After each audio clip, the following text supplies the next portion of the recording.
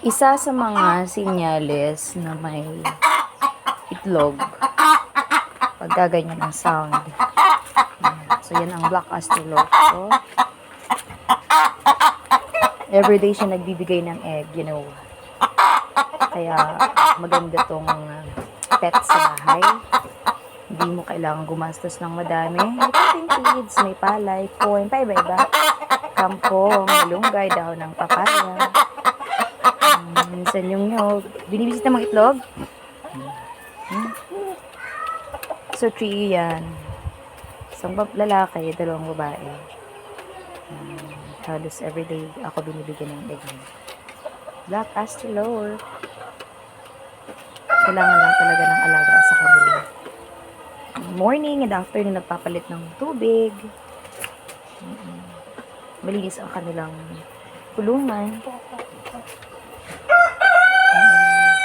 Every morning magtatanggal ako ng kanilang droppings. Ipot nila. So, ganyan lang ang buhay ng mga chickens ko. Nandun naman yung iba. Next time naman natin pag-usapan yan. Charis. Let's talk about black astrolog. So, yeah. Boring naman kasi pag isa. So, better 2.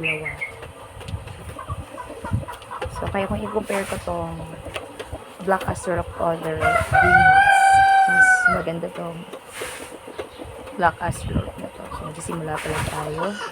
So, mga gusto po, pa-reserve lang po kayo ng egg or chicks kasi doon sa part na yun, meron na ako dang pinapadami mga chicks. Okay, so, yan si black astrolog. Pogi, diba?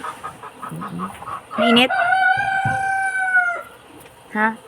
Tapos, ang pagmamanok din ay hindi mabaho. Basta may ipa ka lang and palaging malinis. Okay, so this time I have to get their eggs. Thank you so much for watching. That's my black astrolog.